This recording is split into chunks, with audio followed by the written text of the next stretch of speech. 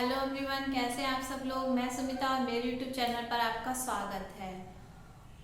और हमारा टॉपिक चला है सीटीपी का अधिगम। अधिगम से रिलेटेड हम लोगों ने काफ़ी कुछ जो है टॉपिक हो चुके हैं। स्किनर है, थॉर्नडाइक है, वाटसन है, पावलोव है ना, ये हो गए हैं। आज हमारा कौन सा है, आज हम पढ़ेंगे कोहलर का सूज का सिद्धांत। ये सारे टॉपिक्स जो हैं, ये जो मनोवैज्ञानिक हैं, इनसे रिलेटेड हमारे यूपी टेट में, सीडीपी में और जो भी हमारे एजुकेशन से रिलेटेड जो भी हमारे भर्ती परीक्षा होती है, सुपर टेट है, उसमें सब में ये हमारे ये मेन टॉपिक है, इनमें से आता ही आता है। तो भाई हम लोग पढ़ रहे हैं डिटेल में, इसलिए थोड़ा धीरे धीरे चल रहे हैं और आप लोगों की सपोर्ट भी थोड़ी थोड़ी मिलेगी तो और अच्छे से जल्दी जल्दी चलने लगेंगे।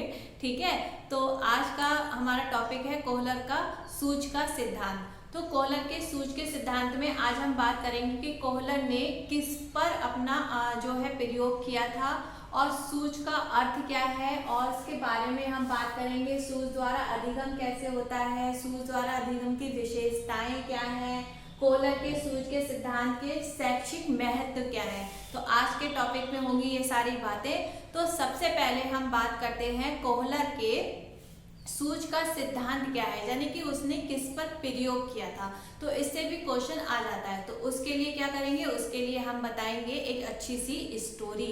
अब स्टोरी तो है दो, लेकिन अब मैं दोनों स्टोरी बताऊंगी तो उसमें हो जाएगा वीडियो बहुत लंबा। और वैसे भी मैं छोटा सा वीडियो बनाती हूँ, तब भी आप लोग पूरा देखते नहीं हो, बीच में छोड़ के भाग जाते हो। पता नहीं कितना बुरा बोलती हूँ मैं, है ना, इसीलिए। लेकिन फिर भी मैं एक स्टोरी तो सुनानी है, वो है जरूरी। तो सबसे पहले हम बात करते हैं कोहलर ने जो था एक, चलिए स्टार्ट करते हैं अपनी स्टोरी। तो कोहलर ने एक टेनेरिफ द्वीप के किनारे जो है वन मानुषों पर अपना प्रयोग किया था। ठीक है, तो उसने क्या किया, उसने 6 वन मानुषों को भूखा रखा और भूखा रखने के बाद उसने उसे एक लकड़ी के कटघरे में बंद कर दिया।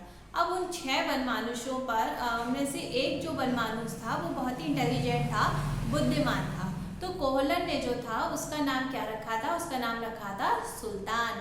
तो कोहलर ने सुल्तान पर ही, जो सुल्तान जो बनमानुष था, उस पर कई सारे प्रयोग किए, है ना। 6 पे तो किए थे, लेकिन जो ज्यादातर जो उसने प्रयोग किए थे वो सुल्तान पे किए थे, क्योंकि सुल्तान कौन था, सुल्तान जो था एक बुद्धिमान था, ठीक है, इंटेलिजेंट था। तो उसका प्रयोग क्या था, कोहलर ने एक कटघरे में सुल्तान को बंद कर दिया, भूखा रखकर। ठीक है, फिर उसे कटघरे में बंद करके फिर थोड़ी दूरी पर उसने केला रख दिया। केला रखने के बाद और उसके कटघरे में एक छड़ी रख दी। अब उसको जब वो बंद था तो सुल्तान ने, अब वो भूखा था तो भाई केला उसको लेने के लिए उसने क्या किया, सुल्तान ने अपना हाथ निकाल के उसको लेने की कोशिश की, लेकिन वह केला नहीं ले पाया। थोड़ी देर में बैठा, फिर उसको थोड़ा सा उसने अपना दिमाग यूज किया और उस छड़ी की सहायता से उसने केले को अपनी तरफ सरकाया और वो केले को खा लिया। नेक्स्ट डे क्या हुआ, नेक्स्ट डे जो था कोहलर ने फिर वही कटघरे में सुल्तान को बंद किया और क्या किया, केला फिर थोड़ी उस जो पहले जो जिस दूरी पे रखा था उससे थोड़ी और आगे दूरी पर रखा और कटघरे में 2 छड़ियाँ रखी, जो कि ऐसी थी, अलग अलग थी, पर उनको हम एक दूसरे से जोड़ सकते थे। सुल्तान ने क्या किया, सुल्तान ने फिर से कोशिश की, लेकिन जब उसके हाथ से नहीं बढ़ा तो उसने छड़ी से फिर उसको खींचने की कोशिश की, लेकिन इस बार क्या था, इस बार तो केला काफी दूर था तो वह नहीं ले पाया और वह बैठ गया। फिर वो उन छड़ियों से, दोनों छड़ियों से खेलता रहा। खेलते खेलते खेल में वो छड़ियाँ जो थी आपस में जुड़ गई। जैसे जुड़ी, सुल्तान ने फिर एकदम उसके दिमाग में आइडिया आया, यानी कि सूझ आई, और उसने फिर उस छड़ी से उस केले को खींचा और केले को खा लिया। नेक्स्ट डे फिर क्या हुआ, नेक्स्ट बार फिर जो है कोहलर ने वही किया, छड़ियाँ रखी अलग अलग और सुल्तान को बंद कर दिया और केला अपने वहीं पे जगह पर रख दिया। इस बार क्या था, इस बार जो था सुल्तान ने बिल्कुल भी टाइम वेस्ट नहीं किया, क्योंकि वह चीजें सीख चुका था। उसने तुरंत ही जो किया था, छड़ियों को ज्वाइन किया और केले को खींचा और खा लिया। तो यहाँ पे क्या हुआ था, यहाँ पर उसने, सुल्तान ने पहले क्या किया था, देखिए, कटघरे की स्थिति को उसने देखा, समझा, केले की दूरी को देखा, समझा, उससे संबंध स्थापित किया, फिर छड़ियों से उसने माइंड लगाया कि मैं इससे खींच सकता हूँ। तो कहीं ना कहीं उसके दिमाग में ये आइडिया आया, सूझ आया और उसने जो था अपनी समस्या का हल किया। तो इसी तरीके से जो था कोहलन ने सुल्तान पर ही एक प्रयोग और किया था, वो बक्से पे किया था। वो भी सेम ऐसा ही था, वो एक के ऊपर एक बक्सा रख के, पहले तो वो सिंगल से चढ़ा था, फिर वो एक पूरी स्टोरी नहीं बता सकती क्योंकि मैं अभी पूरी स्टोरी बताऊंगी तो टाइम बहुत ज़्यादा हो जाएगा, वीडियो लेंथ हो जाएगा। तो यहाँ पर हम कह सकते हैं कि कोहलन ने सुल्तान पे 2 प्रयोग किए थे, एक कटघरे में यानी कि लकड़ी का एक कटघरा था और उस पे किया था, और एक बक्से पे यानी कि छड़ी और बक्से 2 पे किए थे कोहलन ने। और किस पे किए थे? सुल्तान नामक वनमानुष पे किए थे। ये है इसमें सबसे इंपॉर्टेंट चीज। अब हम जानते हैं कि सूझ का अर्थ क्या है। चलिए, सूझ का सिद्धांत। सूझ का सिद्धांत क्या है? जब किसी समस्या का निराकरण करते समय अचानक ही कोई हल दिमाग में आ जाता है, तब प्रत्यक्षीकरण में तीव्र गति से होने वाला परिवर्तन सूझ कहलाता है। फॉर एग्जाम्पल, जैसे कि हम बैठे हुए हैं और हमारे सामने कोई प्रॉब्लम है, अब हम उसके बारे में सोच रहे हैं। सबकी लाइफ में होता है कुछ ना कुछ ऐसे, हमारे सामने कभी ना कभी ऐसी प्रॉब्लम आ जाती है कि हम भाई बैठे सोच रहे हैं, फिर अचानक से हमारे दिमाग की बत्ती जलती है और हम कहते हैं आ गया आइडिया। तो वो जो आइडिया आ जाता है वो हो जाता है हमारा सूझ, और जब हमें आइडिया आ जाता है तो हम उसको फॉलो करते हैं। तो सूझ का सिद्धांत यही बताता है कि जब किसी समस्या का निराकरण करते समय अचानक ही कोई हल दिमाग में आ जाए तो हम उसका प्रत्यक्षीकरण, यानी कि उसको तुरंत ही हम उसको सॉल्व करते हैं ना, तो प्रत्यक्षीकरण में तीव्र गति से होने वाला परिवर्तन क्या कहलाता है? सूझ कहलाता है। सूझ द्वारा अधिगम क्या होता है? अब भाई इस आइडिया के द्वारा हम सीखते कैसे हैं, है ना, इसका ये बताया है कोहलन ने। बताया है कि व्यक्ति, अब कोहलन ने यहाँ पे जो था, थॉर्नडाइक ने जो कहा था कि व्यक्ति जो है, थॉर्नडाइक ने कहा था कि प्रयास एवं त्रुटि के द्वारा सीखता है, लेकिन कोहलन भाई कह रहे हैं कि ये प्रयास, व्यक्ति जो है प्रयास एवं त्रुटि के द्वारा नहीं सीखता, बल्कि वह पहले अपनी मानसिक शक्ति और बुद्धि के द्वारा समस्यापूर्ण परिस्थिति का प्रत्यक्ष निरीक्षण करता है। यहाँ पर कोहलन का मतलब ये है कि जब कोई समस्या किसी के सामने होती है तो उसको सॉल्व करने के लिए भाई कहीं ना कहीं अपनी बुद्धि का भी तो यूज करता है ना। अब बुद्धि का यूज करता है, अपनी मानसिक शक्ति का उपयोग करता है, उसके बाद में जो समस्या होती है वो किस परिस्थिति से रिलेटेड है उसके बारे में सोचता है, फिर प्रत्यक्ष निरीक्षण करता है, तब किसी प्रकार की प्रक्रिया करता है। ये कोहलन का कहना था। अब सूझ की क्षमता, जो सूझ जो होती है उसकी जो क्षमता होती है वह मनुष्य और पशुओं दोनों में पाई जाती है।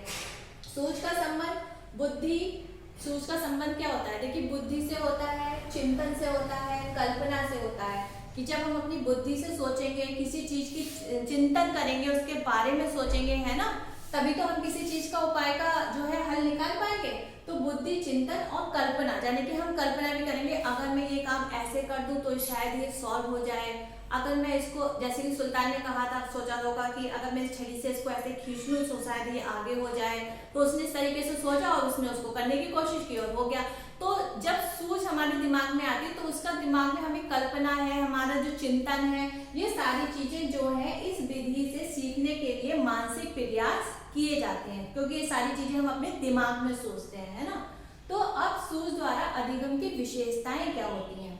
सूझ द्वारा अधिगम में व्यक्ति जो है सबसे पहले समग्र परिस्थिति का प्रत्यक्षीकरण करता है, यानी कि जो समस्या है उसके बारे में पहले हम चारों तरफ सोचते हैं कि भाई कहाँ पे क्या गलती हो रही है। जैसे कि अगर हमें कोई पहेली दे दी जाती है कि भाई इस पहेली को सॉल्व करो, तो हम क्या सोचते हैं, उस पहेली जो भी होती है उसके बारे में हम प्रत्यक्षीकरण यानी कि सोचते हैं कि वो वैसे भाग गया था, फिर वो वहां गया था, फिर उसने वहां पे ये गलती की होगी, यानी कि हम पूरी तरीके से उसका एक तरीके से प्रत्यक्षीकरण करने लगते हैं, है ना, उसके बारे में सोचते हैं। उसके बाद में क्या होता है, समस्या और परिस्थिति में संबंध स्थापित करते हैं, है ना, तब ये जो होती है इसकी विशेषता है। दूसरी क्या है, समस्या और परिस्थिति के, जो समस्या है और जो वहां की परिस्थिति है उसका जो प्रत्यक्षीकरण के पश्चात जब हम इस बारे में सोच लेते हैं और उसके बाद क्या करते हैं, कुछ प्रयास करने के पश्चात फिर हम कुछ प्रयास करते हैं उसको सॉल्व करने का, फिर एकाएक समाधान प्राप्त होता है।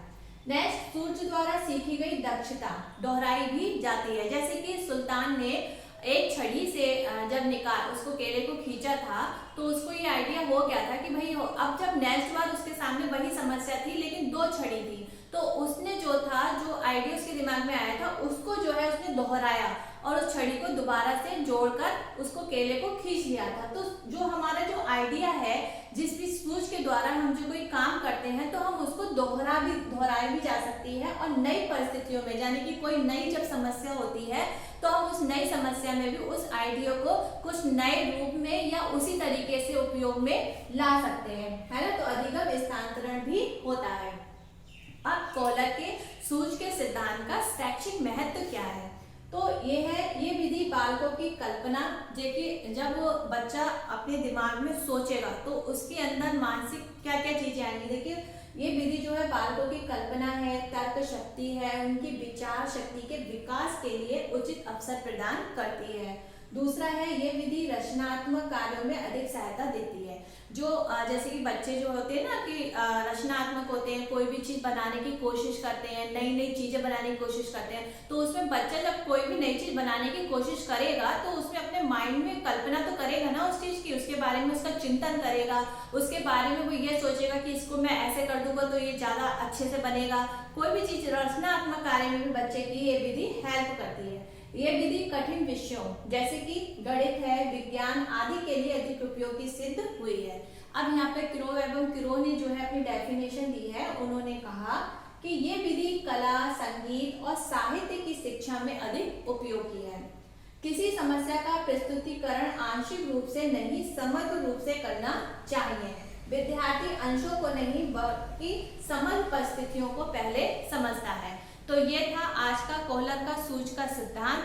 आई थिंक आप लोगों को अच्छा लगा होगा, समझ में भी आ गया होगा। दोबारा से पढ़ने की कोशिश करोगे तो अच्छे से लर्न भी हो जाएगा। एक बार और रिवाइज कर लेना। लेकिन कोहलर का सिद्धांत अब इसमें वैसे नॉर्मल इतनी ही आता है ना। तो ये हो चुका है। अब हमारे कुछ 11 बचे हुए हैं और एक शायद कोई और मनोवैज्ञानिक है, उनका मुझे नाम याद नहीं आ रहा।